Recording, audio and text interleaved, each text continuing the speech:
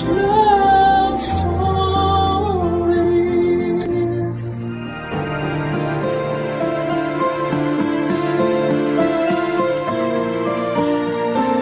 Lahat ng tao ay may kanya-kanyang halaga na hindi kailangang ikumpara sa iba. Kapag nangibabaw sa iyo ang inggit ay maaaring mabulagan ka at hindi mo ito makita. Ikaw kabarangay, sa anong paraan mo nakikita ang iyong halaga? Dear Papa Dudut, isang pagbati po para sa inyo at sa lahat ng inyong mga tagapakinig. Masasabi ko po na isa ko sa mga avid listeners ninyo at laging nag-aabang ng mga bagong kwento mapa Facebook, YouTube at Spotify man. Pero kadalasan po ay sa YouTube lang talaga ako nakakapakinig dahil may pasok po kami sa school. Tawagin niyo na lamang po ako sa pangalang Clea, 19 years old at taga rito lang din sa Metro Manila. Kakagraduate ko lamang po ngayon sa senior high school at excited nga po ako na mag-college. Ang kwento ko po ay nangyari bago ako graduate, Papa Dudut. Hindi naman kami mahirap, pero hindi rin naman kami mayaman. Papa Dudut, gusto ng mga magulang namin na sa private school kami ng kuya ko mag-aral. At sinikap nga po nila na makapagtapos kami sa isang Catholic school. Sa aming magkapatid, ako yung female version ni Papa. Si Kuya naman siya yung male version ni Mama. Masasabi ko po na si Kuya yung mga charming at mas matalino, kaya parang naging madali lang sa kanya ang lahat. Kapag pinagkumpara kaming dalawa ay wala talaga akong laban sa kanya. Nung nakagraduate na ako ng junior high school ay medyo nakahinga ako dahil akala ko ay titigil na ang mga tao sa pagko-compare sa amin ng kuya ko. Pero nagkamali ako noon. May pumalit na kasi kay kuya. Pagkatapos ng bakasyon namin ay marami na agad nagbago. Lalo na sa mga kaklase ko. At isa na nga po doon yung best friend kong si Rizzy. Hindi po yun totoo niyang pangalan. Medyo katunog lang po pero nag-decide po ako na hindi na lamang po yun banggitin dito, Papa Dudut. Magkakilala na po kami mula pagkabata. Marami nga pong nagsasabi na para daw kaming kape at asukal. Siya yung asukal at ako naman yung kape na kapag pinaghalo, may isang mangingibabaw. At sa aming dalawa, ako yung may strong personality kaya lagi kong nasasapawan si Rizzy. Maputi po si Rizzy samantalang natural naman yung pagkamorena ko. Bumagay naman sa akin ang skin color ko kaya tuwing magkasama kami, ako ang mas napapansin. Pero matapos ang bakasyon namin, hindi ko akalain na malaki ang naging pagbabago kay Rizzy. Tumangkad siya ng konti at wala na ring braces. Tingin ko nga noon ay nagwo-workout din siya dahil medyo nagkaroon ng korte yung katawan niya. Kaya naman kapag magkatabi kami ay nagmumukha akong poste. Naikwento rin niya noon ang tungkol sa pag-enroll niya sa summer class ng isang theater company at sa personality development classes. Pareho naming pinangarap yon. Pero sa aming dalawa, siya lang yung nakatupad noon, Papa Dudut.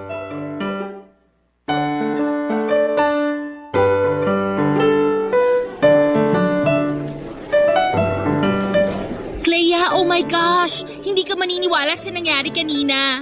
Bakit? Ano ba nangyari? Eto na nga! Nakasalubong ko si Gino. Yung crush mong varsity player na di ka naman pinapansin? Shh! Ano ka ba? Dati yun. Hindi na ngayon kasi nginitian niya ako. Talaga? Taray mo ha? Hindi lang yun. Meron pa. Ano? Nagkausap ba kayo tapos naging friends na? Hindi. Iba naman to. Si PJ, naaalala mo? Yung classmate ko sa dati kong school. Nakasama ko siya sa theater. Ang galing niya kumanta. Sana nga nakasama ka para na-meet mo rin siya.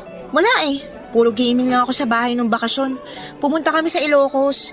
Bumisita kami sa mga kamag-anak. Tapos yun, pagbalik namin, nagbasa-basa na lang ako ng books at nanood ng K-drama series. Ay, halos pa ulit-ulit lang yung ginagawa ko. Buti ka pa nga eh. Ako kasi halos wala ng time para sa mga ganyan. Nung natapos yung workshop ko, in-enroll agad ako ni Mommy sa personality development classes. Laking tulong din kaya. Kapag iniisip ko nga kung paano ako humarap sa ibang tao dati, sobrang mahiyain pala ako noon. Buti na lang kasama kita lagi. Ikaw mahiyain? Lah, san banda? Ang sama mo. Bully ka ah. Namiss lang kasi kita. Di naman tayo nagkita ng buong bakasyon. Kaya nga ngayon, nagulat ako na ang laki na ng pinagbago mo. Glow up yarn? Kailangan ko rin to, no? Tingnan mo, napapansin na ako ng mga crush ko. Samantalang dati, dinadaan-daanan lang nila ako. Ganon. Yun pala purpose ng pag-glow up mo na yan, Parang gano'n na rin. Pero yung main reason talaga, gusto ni Mommy na maboost yung confidence ko. At syempre, hindi naman mangyayari yon kung wala akong gagawin, di ba? Oo na. Uy, si Kylie Papunta yata dito. Hi, Rissy! Ate Kylie, na-miss kita. Kumusta naman summer mo? Okay naman, pumunta kami sa Korea, then pagbalik namin dito sa Philippines, pumunta naman kami ng Siargao. Wow, nice naman. By the way, si Clea nga pala, bestie ko. Oh, hi Clea! Siguro babad ka rin sa beach, no? Ano ka ba ate? Natural yan. Black beauty kasi siya. Talaga? Nakakainggit naman. Tingnan mo tong skin ko, next week wala nang silbi yung pagpapatan ko. Samantalang ikaw, forever na ganyan yung skin? Ang unfair nito dapat ako rin. Hindi naman. Bestie, sorry ha. Pero malapit na palang mag-start class ko. Ate Kylie, punta na ako sa room namin. Okay, sige, may gagawin na rin naman ako. Bye, Rissy. Kita na lang tayo mamaya. Papadudot na ni bago ako noon kay Rissy. Hindi lang kasi itsura niyang nagbago kundi pati na ang ugali niya. Parang bigla siya naging ibang tao sa paningin ko. Dati kasi hindi naman siya napapansin ni Kylie na sikat sa school namin. Bukod kasi sa pagiging maganda at honor student, president din ito ng Theaters Guild. At sa pag-uusap nila noon sa harapan ko, nakakagulat na gano'n na kaagad sila ka-close. Samantalang ako kahit na ilang beses nang ipinakilala kay Kylie ay hindi talaga nito natatandaan ang pangalan ko. Hindi lang kasi yon ang unang beses na ipinakilala ako ni Rissy dahil doon ay nasaksihan ko kung paano sila mas naging malapit sa isa't isa. Lagi nang inaaya ni Kylie ang best friend ko. At syempre isinasama naman niya ako.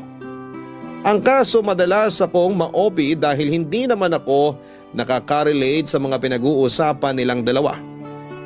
Kung nagulat ako na mabilis lang naging malapit sa isa't isa sina Rissy at Kyla, mas nagulat ako noong magsimula ng pansinin ni Archie ang best friend ko.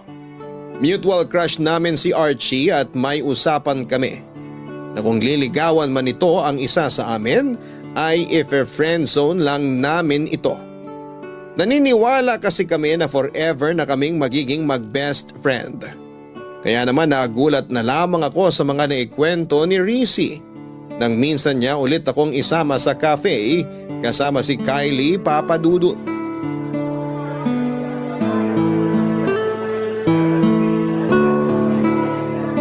Girl, sorry talaga, hindi ako nakarating nung Sunday. So, ano nangyari nung nag-meet kayo ni Archie? Ayun, napahaba yung kwentuhan namin. Di ko nga ina-expect na kakausapin niya ako eh. Siyempre naman no, malakas kaya ako sa kanya. Na-curious nga siya nung sinabi ko na ipapakilala ko sa kanya yung favorite kong estudyante dito sa school. Talaga? Sinabi mo yun? Oo, sinabi ko yun. Totoo naman na ikaw ang favorite ko rito sa buong school natin, no? Bakit ako?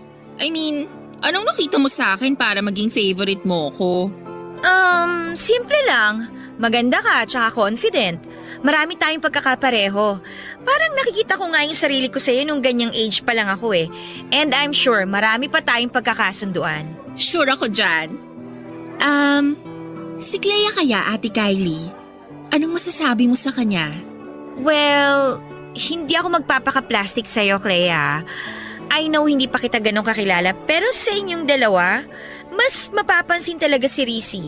Excuse me lang pero hindi naman ako uhaw sa atensyon. Oh, wag kang magsungit. Wala pa akong sinabing mali Sinabi ko lang yung totoo. Alam mo, dapat tanggap mo rin na hindi mo lahat mapiplease. Lalo na sa itsura at... Never mind. Alam ko, kasi kung di ko tanggap yon, nagpapakadesperada na ako para mapalapit sa'yo. Kaso di ako ganun Di naman ako pasikat at pabida. Girls, chill. Baka mamaya magkasabunutan na kayo niyan. Uy, bestie, wag mo na kasi masyadong siniseryoso mga sinasabi ni Ate Kylie. Sabihin nyo na lang kasi kung ayaw nyo nandito ko. Di naman yung gano'ng kahirap, diba? Bestie, please? Isa ka pa Sana di na lang ako sumama dito. Okay. Change topic na lang tayo para walang umalis. Anyway, ano na nga ulit yung nangyari sa pag-uusap niyo ni Archie? Ilang beses ko na siyang inaya na makipag-meet sa'yo pero wala pa siyang time nun Ayun. Kinilala namin yung isa't isa. Tapos nalaman ko nga na wala na pala sila ng girlfriend niya. Talaga? Totoo. Kasi kung sila pa daw nung girlfriend niya, malamang hindi siya makikipag-meet sa akin. Aminin mo, gusto mo siya, no? Ha? Hindi naman sa gusto agad. Parang ano lang. Pero kahit hindi mo aminin, halata naman sa'yo, no? Paano kung ligawan ka niya? Papaligaw ka ba? Siguro. Yan! Ganyan dapat yung sagot! Kasi alam mo, bagay kayo. Talaga? May nakakalimutan ka yata, bestie? Ha? Anong nakalimutan? Mukhang nakalimutan mo na nga. Ano ba kasi yun? Share niyo naman. Ha? Wag na, hindi naman importante yon. Di naman pala importante, sinisingit mo pa. Wag na natin pag-usapan yun. Fine! So, sinabi ba ni Archie na may nililigawan na siya ngayon? Wala pa, pero meron na daw siyang gustong ligawan. Oh my gosh! Sino kaya yun? Sabi niya, nasa tabi-tabi lang daw. What if ikaw yun? Ay! Girl, grabe ang saya-saya ko para sa'yo!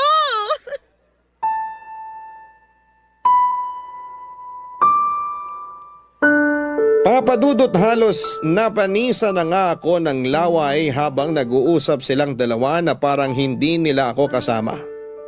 Hindi ko man aminin, alam ko na sinasadya rin nila yon. Lalo na si Kylie. Pero nasaktan ako sa parte na parang naging katulad na rin ni Kylie ang best friend kong si Rizzy.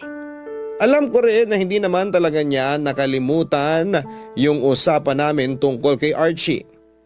Pero sinadya niyang magmaang-maanga noon para hindi maudlot yung pagpapabida niya.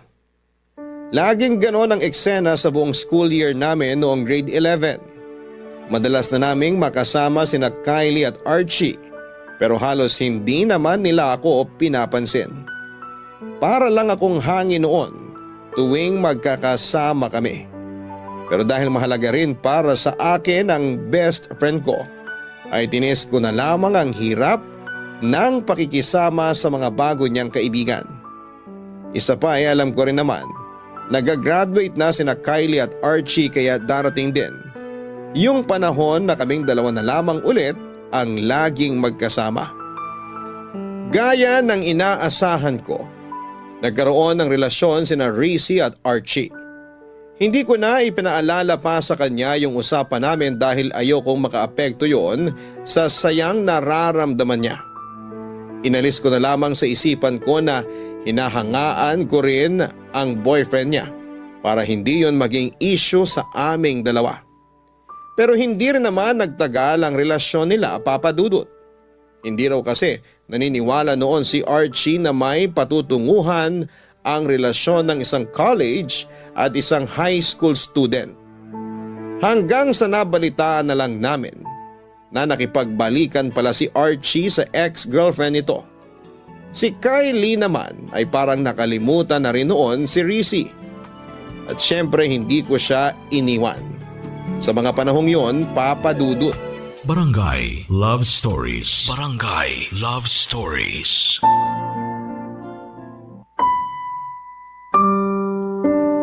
Papadudot, akala ko po noon na ituloy-tuloy na yung pagiging maayos ng friendship namin ni Rizzy. Pero parang may gusto talaga siya noong patunayan. Noong mag-grade 12 na kami, bigla rin siyang nagkaroon ng interes sa student council. Hindi na rin naman ako nagulat noong nanalo siya bilang president dahil mula nang maging close sila ni Kylie ay marami na rin talagang nakakakilala sa kanya. Bukod pa roon ay siya rin ang pumalit na president ng Theaters Guild. Naging contributor din siya sa mga school paper.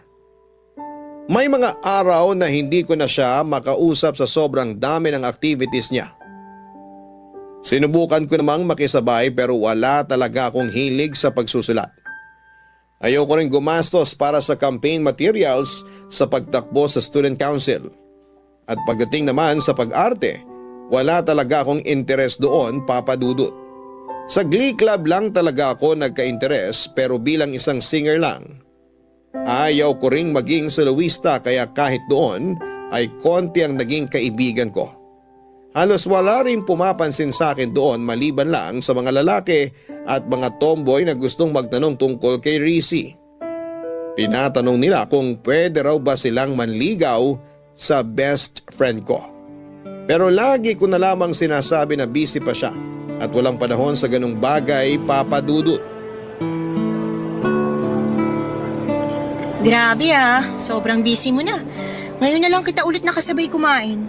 Dami kasing activities. Alam mo naman kapag president ng student council. Hi, may Theaters Guild pa. Masyado mo naman kasing kinareer lahat. Kailangan kong gawin yun. May kailangan akong patunayan. Huh? Kanino naman? Sa pagkakaalam ko, di ka naman pinipressure ng parents mo. Tsaka, dun pa nga lang sa naging president ka, malaking achievement na yun eh. Hindi pa enough yun, bestie. Bakit hindi? Magaling ka na nga eh. Marami na rin nakakakilala sa'yo. Alam ko, pero marami pa akong gustong ma-achieve. Ikaw ba, ayaw mong makilala ka dito sa school? Dapat nga tumakbo ka rin para maging student council officer eh. Wala akong budget para sa campaign materials. Kung ayaw mo yon, bakit di mo itry sa ibang club para maging active ka rin? Boring naman kung sa Glee Club ka lang. Bestie, masaya na ako doon. Okay na ako sa ganito. Hindi ko naman kasi kaya yung ginagawa mo. Kala mo lang hindi mo kaya. Tignan mo ako. Ganyan din mindset ko dati, di ba? Magkaiba tayo. Tsaka, ibang-iba ka na ngayon. Parang wala ka nang di kayang gawin. Hindi ka ba napapagod? Napapagod. Siyempre tao pa rin naman ako, no? Pero dito ako masaya. Alam mo, may naisip nga ako para sa ating dalawa eh. Ano yun? What if i-push natin na makapasok sa top 3? Seryoso ka ba, bestie? Di ba, masaya naman tayo kahit top 10 lang? Okay ka na dun? Alam kong magandang goal naman yung sinasabi mo, pero hindi kasi madali para sa akin, bestie. Magkaiba tayo. Paanong magkaiba? Matalino ka rin naman ah. Hindi yun ang ibig kong sabihin. Ano kasi, hindi lang naman pag-aaral yung inaatupag ko kahit nakauwi na sa bahay. Marami ding gawain doon. Di katulad sa inyo na merong kasambahay. Pwede mo pa rin naman i-manage yung oras mo para mas makapag-focus ka sa pag-aaral. Hindi yun ganun kadali, bestie. Tsaka kung ipupush ko yung top 3 na yon, hindi maiiwasan doon yung mapagastos. Di naman kami mayaman eh. Sinikap lang talaga ng mga magulang namin na makapag-aral sa private school. Kaya magkasama tayo dito. Nagigets naman kita sa part na yan. Pero sayang kasi eh. Marami ka pa sanang pwedeng gawin. Okay na ako sa ganito. Masaya na ako kung makakapasok pa ako sa top 10. Pero yung top 3, parang imposible pa. Ay, bahala ka nga. Basta ako, sisikapin kong magkaroon ng major achievements bago man lang matapos tong school year. Support na lang kita. Ano pa nga ba? Baka naman iniisip mo na ayaw ko lang talaga makipagsabayan sa'yo. Hindi ko lang talaga kaya yung gasto sa mga ginagawa mo. Nakakaintindi rin naman ako, bestie. Pero kung gugustuhin mo rin naman talaga yon, magagawan mo ng paraan eh. Bestie naman. Fine! Di na kita pipilitin.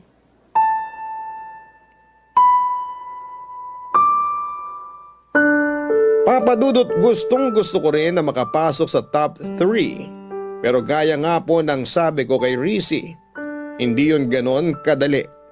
Magastos po kasi talaga kapag nasa private school, lalo na kapag may mga extracurricular activities.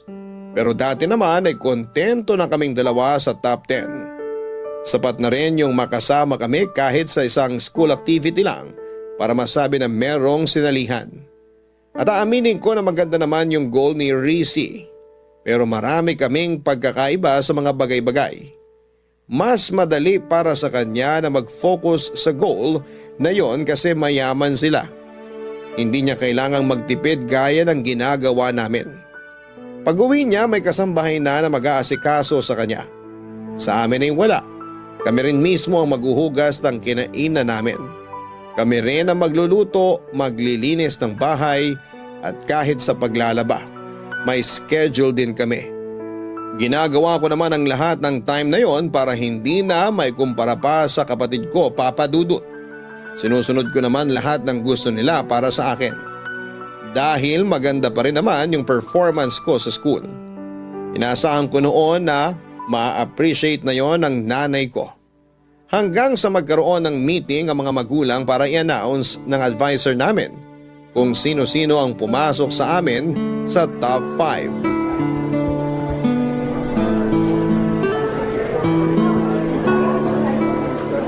Galing naman ni Rizzy, anak. Magkaibigan kayo nun, di ba? Opo, mag-best friend pa nga eh. Tsaka magaling po talaga siya, ma. Active din kasi siya dito sa school. Sa narinig ko kanina, president pala siya ng student council. Opo ma. Siya rin yung president ng Theaters Guild. Naku, marami pala talaga siyang inaasikaso, no?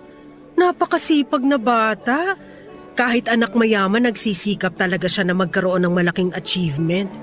Isipin mo yun, busy siya pero pasok pa sa top 5. Malaking tulong din po kasi na nakakasali sa mga activities eh. Ikaw ba, wala kang sinasalihan? Meron naman po ma, pero hindi kagaya ni Rizzy na sinasalihan lahat. Magastos kasi yung iba. Wala naman yan sa gastos, anak. Pagsisikapin mo talaga, walang imposible. Tignan mo siya, oh. Ang ganda-ganda niya. Ang saya niyan tignan. Top 6 ka dati, tapos top 8 siya. Pero ngayon top 5 na siya. Nakakabilib naman talaga yung dedikasyon niya sa pag-aaral. Swerte ng mga magulang niya sa kanya. May tutor naman siya, kaya mas napataas niya pa yung grades niya. Ganun ba? Eh di magpa-tutor ka sa kuya mo. Malaman, nakikita niyo pa ba si kuya sa bahay? Paano pa ako magpapaturo sa kanya? Ay, sa bagay. Busy rin kasi yung kuya mo. Hindi madali yung ginagawa niya kasi siya na nagpapaaral sa sarili niya. Ayaw niya kasi maging pabigat sa amin ng papa mo. Para daw mapagtuunan pa namin yung pagbabayad ng tuition mo at saka syempre yung baon mo araw-araw. Alam ko naman po yon, ma. Kaya nga hindi na ako sumasali sa mga extracurricular activities eh. Kahit nga sa field trip, hindi na ako sumasama. Oh, nagtatampo ka ba anak? Pasensya ka na ha. Sapat lang kasi para sa tuition mo yung kaya namin ng papa mo. Alam mo naman na hindi rin kalakihan yung sweldo namin, di ba? Hindi naman po yun issue sa akin, ma. Mabuti naman kung ganon. Naktignan mo oh, daming kumakausap kay Rizzy. Mukhang sikat talaga siya rito sa school nyo ah.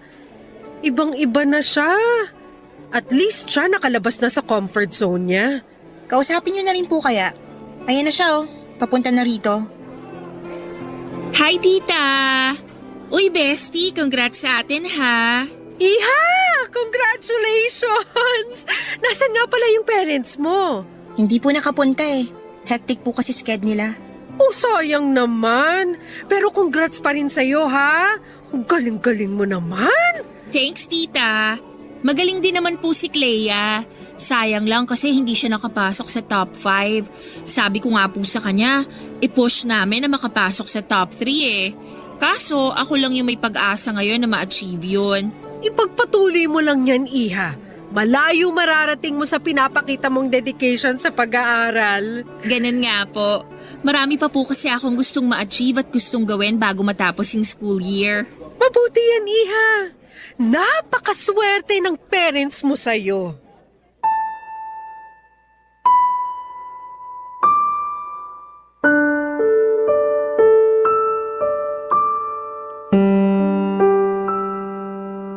Papa Dudut, hindi ko maiwasang magtampo sa nanay ko nang iwanan niya ako doon para makipag-usap kay Rizzy.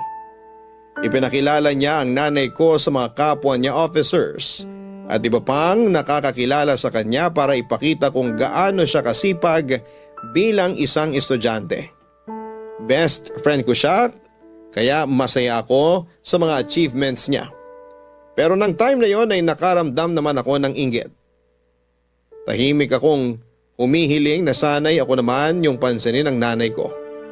Naging bukang bibig niya noon si Rizzy at halos marindi na ako sa mga naririnig kong papuri para sa best friend ko. Hindi man kasi direktang sabihin ni mama, pero alam ko na pinagkukumpara niya kaming dalawa. Akala ko ay doon na matatapos ang pagngingit-ngit ng kalooban ko. Pero nagulat ako nang imbitahan ni mama si Rizzy para mag-dinner sa amin.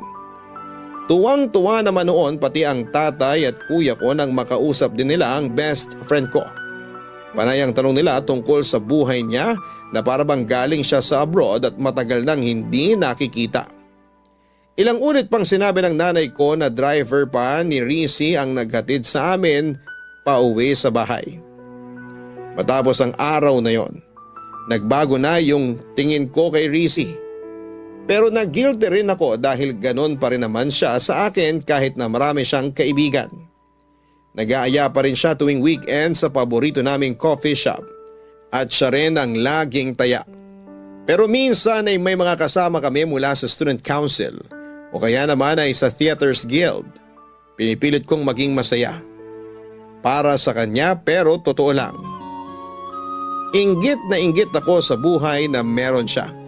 Mas lalo pang nadagdagan ang pagkabwisit ko sa narinig kong usapan ng mga kaklase namin noon, Papa Dudut. Barangay Love Stories. Barangay Love Stories. Papa Dudut, nasa comfort ako noon nang marinig ko ang usapan ng mga kaklase ko. Nung una ay si Rizzy ang pinag-uusapan nila. Tungkol yon sa schoolmate namin na gustong manligaw sa kanya na sina Justin at Lance. Mag-best friend ang dalawang yon. Balak daw kasi sanang ligawan ni Lance si Rizzy, pero bago yon may nagugustuhan na raw ito dati at nabanggit nga nila ang pangalan ko. Hindi ko napigilang mainis nang sabihin nila ang si Rizzy yung dapat ligawan at hindi ako. Wala naman sanang problema doon pero sa pagkakasabi nila, para na rin nilang nilait ang itsura ko. Sa best friend ko raw dapat manligaw yung mas gwapo at hindi sa akin. Hindi ko gusto yung pakiramdam na naiinis ako kay Rizzy dahil sa pagkukumpara ng mga tao sa aming dalawa. Siya na lang kasi palagi ang napapansin. At sa aming dalawa ay mas deserve ng best friend ko lahat ng mas magandang bagay kesa sa akin.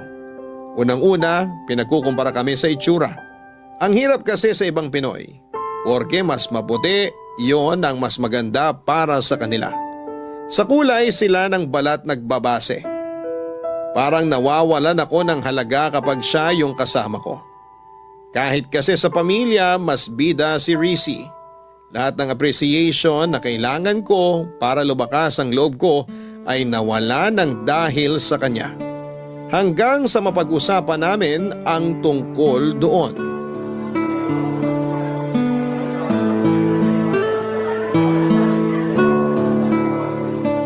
Bakit parang tahimik ka masyado ngayon, bestie? May iniisip lang. Problema ba? Ano pa nga ba? Alam nga naman magsaya ako kung may problema ako, di ba? Uy, grabe. Nagtatanong lang naman ako. Ano ba kasi yun? Baka may maitulong ako. Wala yun. Nakakahiya naman kung idadamay pa kita doon. Bakit nga pala di mo kasama yung mga new friend mo?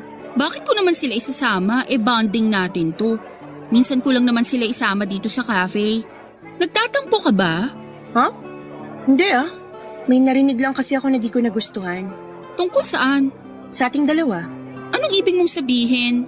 Narinig ko yung mga kaklase natin sa comfort room last time. Pinag-uusapan ka nila.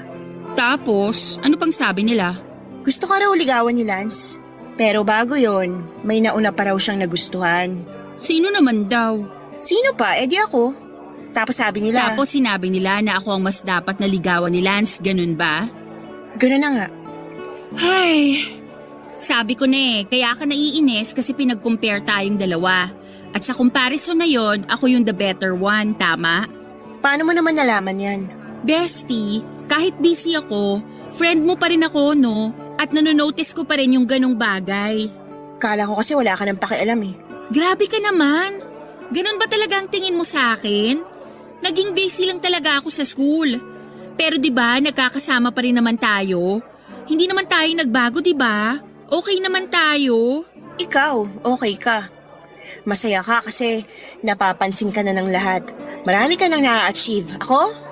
Eto pa rin. Pati nga parents ko, ikaw na yung gustong-gusto eh. Bukang bibig ka nila. Alam mo, kung mayaman lang ako na kagaya mo, nagawa ko rin sana lahat yun. Madali rin sana para sa akin na makapasok sa top 5. Naiinis ka ba kasi na-achieve ko yung mga yon? Hindi. Masaya ako para sa'yo, totoo yun. Proud nga ako sa'yo eh. Naiinis lang ako sa mga tao na lagi na lang tayo pinag-compare. Yung kapag magkasama tayo, parang wala lang ako. Sa lahat, ikaw yung mas magaling. Mas dapat maging ganito, ganyan. Nakakainis na. At sa tingin mo ba kasalanan ko kaya nangyayari yon? Kasi dapat na kontento na lang ako sa top 10 at sa pagiging mahiyain ko? Ganun ba, bestie? Bestie, hindi. Deserve mo naman yan eh. Kaya nga sabi ko, 'di ba? Masaya naman ako para sa'yo. Kung naiinggit ka, ilugar mo naman, bestie. Kasi wala naman akong ginagawa na makakasama sa'yo. Hindi ko kontrolado yung ginagawa nilang pagkukumpara sa atin. Wala ako doon every single minute para sawayin sila. Pasensya ka na. Hindi ko lang talaga napigilan yung emosyon ko. Alam mo naman na ang hirap kapag limitado lang yung pwede mong gawin, 'di ba? Oo na, naiinggit ako. At alam ko ring mali yun, kaya sorry. Ay, hindi nga natin dapat 'to pinagtatalunan eh. Malapit nang matapos yung school year at di natin sure kung magkakasama pa rin tayo sa iisang university. Kaya sana maging okay tayo. Sorry talaga, bestie. Sige na. Sorry din na naramdaman mo yon dahil sa akin. Okay na tayo? Kung okay ka, ganun din tayo. Papadudot, naging okay naman kami ni Rizzy pagkatapos ng maliit na pagtatalong yon. Nag-exam na rin kaming lahat sa iba't ibang school at syempre kasama na doon yung top 5 universities sa Metro Manila. Alam ko naman na nasa kinikita ng magulang ko ay mas realistic na makapag-aral ako sa isang state university. Pero dahil nakapasok si kuya sa isa ring kilalang university at nagka-scholarship pa, pinangarap ko rin na makapag-aral doon. Pareho kami ni Rizzy na pangarap ang university na yon. Gaya ng inaasahan ko dahil may pera si na Rizzy ay nakapag-exam siya sa 5 top universities. Nang magkaroon pa ng pagkakataon ay dinala rin siya ng magulang niya sa Cebu para makapag-entrance exam sa isa ring kilalang university doon. Ako naman bukod sa 2 mamahaling eskwelahan. Nag-exam din ako sa 2 state university. Magkakasunod na buwan ang dumating ang results mula sa iba't ibang school. Gaya ng inaasahan ko, nakapasa si Rizzy sa halos lahat ng pinag-examan niya, maliban lang sa state university na gusto ng halos lahat ng incoming college students. Laking gulat ko naman dahil nakapasa ako roon. Pareho naman kaming nakapasa sa mga mamahaling eskwelahan. Kaya nag-apply ako kaagad para sa scholarship. Kapag nakapasa ako, kahit papaano ay may pagmamalaki ako sa mga magulang ko. Pero sa kasamaang palad, hindi ako nakapasa sa scholarship. Kaya sinabi ng mga magulang ko na huwag na lamang ako doong mag-aral, papadudot.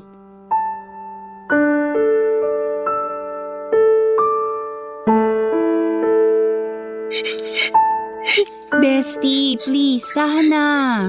Maganda pa rin naman yung papasukan mong university.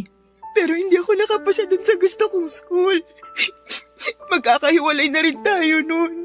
Eh ano naman, magandang school pa rin kaya yon kahit state university pa yon. Madali kasi sa iyong sabihin yan kasi nakapasa ka sa 5 choices mo. Sa 5, Rizzy. Tapos afford mo pa kahit alin dun. Samantalang ako, dun ako mapupunta sa second choice ko. Pati nga course eh. Second choice ko lang din yun. Ano ka ba, Clea? Nakapasa ka sa pinakamagandang state university dito sa Pilipinas. Kaya hindi ko maintindihan kung ano pang kinaiinis mo. Kung nakapasa nga lang ako doon, mas pipiliin ko yun eh. Tapos ikaw, hindi ka pa masaya? Napaka-unreasonable mo naman. Ako? Unreasonable? Alam mo ba kung gaano ko kagusto na makapasok sa top 3 sinasabi mo? Pero hindi ko kaya yung mga gastos para makipagsabayan sa inyo. Pero sa'yo, madali lang yun. May pera ka eh. May tutor ka pa. Sa tingin mo, napasama lang ako sa top dahil may tutor ako? Clea, pinaghirapan ko yon. Nandun na tayo sa may advantage ako dahil doon. Pero kailangan ko pa rin pagsikapan lahat. Hindi mo ba nakikita kung gaano ako kapagod palagi? Ginusto mo yan eh. Dati naman sapat na sa atin na makapasok tayo sa top 10 pero naghangad ka pa ng sobra. Para ano? Para mapansin ka ng lahat? Well, congrats! Kasi sikat ka na. Pati nga yung usapan natin nung tungkol kay Archie nakalimutan mo na eh. O baka naman mas tamang sabihin na kinalimutan mo. Talaga ba? Yun pa rin ang issue mo? My gosh, Clea, ang tagal na nun. Tsaka hindi rin naman kami nagtagal ni Archie, di ba? Alam mo, kaya ka nagkakaganyan kasi hindi mamatay-matay yung inggit mo sa katawan. Hindi mo kasi ako naiintindihan eh. Sa bagay, paano mo nga naman maiintindihan paborito ka ng lahat? Puring-puri ka lagi ng mga teacher natin. All eyes sa'yo yung mga schoolmate natin. At pati mga magulang ko, ikaw yung gusto.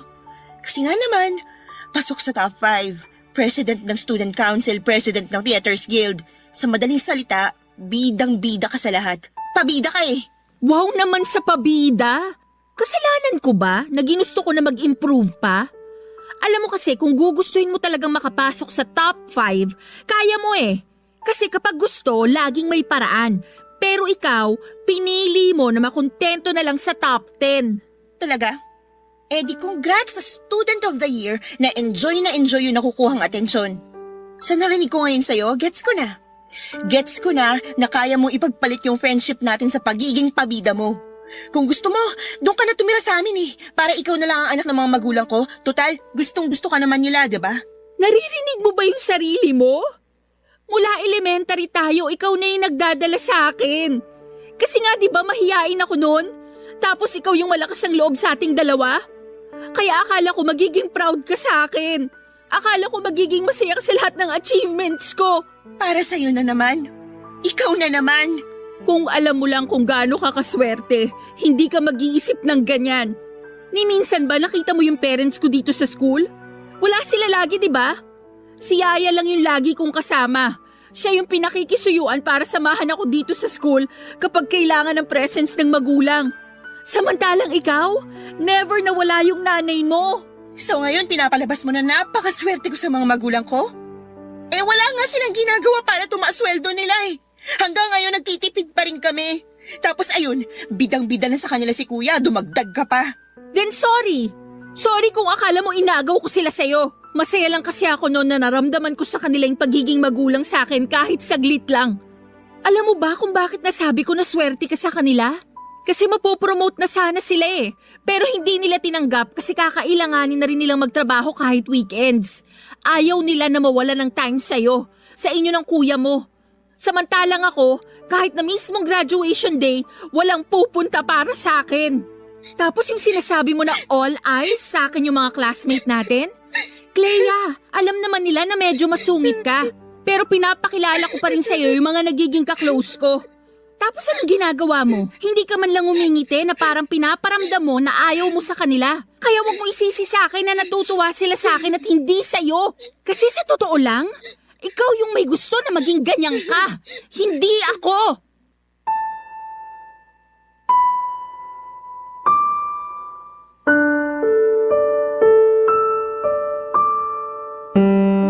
Nagulat ako sa narinig ko noon mula kay Rizzy Papadudut. Pero nagalit din ako. Sa katunayan, dumating at lumipas ang graduation namin na hindi kami nag-uusap. Hanggang ngayon, na first semester na namin, natuloy siya sa mamahaling university. Ako naman sa State University talaga pumasok at isa ring scholar. Pero aaminin ko na ngayong wala na ako sa private school. Nakahinga na ako ng maluwag dahil hindi ko na kailangang umastang mayaman. Pero tuwing nakikita ko ang mga post ni Rizzy sa Facebook, Parang bumabalik sa akin yung naging huling pag-uusap namin. At tuwing naiisip ko yon ay napapahiya ako sa sarili ko. Hindi ko alam kung anong dapat kong maramdaman sa pagkakaibigan namin ni Rizzy. Aminado ako na medyo masungit nga ako noon at palaban din. Pero naisip ko rin kung kailangan ko nga ba talagang magbago para sa ibang tao. Wala naman akong sinabi na gusto kong maging mahiyain si Rizzy habang buhay. Pero hindi ko maintindihan kung bakit kailangan pa niyang kaibiganin yung halos lahat ng estudyante sa school namin. Siguro'y nasanay lang din ako na kaming dalawa lang yung magkaibigan. Baka nga naging selfish talaga ako, Papa Dudut. Sa ngayon ay hindi ko pa rin alam kung anong gagawin ko dahil hindi pa rin kami nagkakaayos ni Rizzy. Sana po ay makahingi rin ako ng payo sa mga nakikinig ngayon. Hanggang dito na lamang po muna, Papa Dudut. Maraming salamat po sa pagbabahagi ninyo ng kwento ko. Taos-pusong nagpapasalamat din po ako para sa Barangay LS sa patuloy na pagbibigay ng pagkakataon sa amin na makapagbahagi ng kwento dito at mapakinggan pa ng libu-libong mga listeners ninyo. God bless, Papa Dudut, at mabuhay ang Barangay LS. Ang inyong forever kapuso at kabarangay, Clea. Nagustuhan ng iyong napakinggan? Ituloy yan via live stream sa www.gmanetwork.com/radio.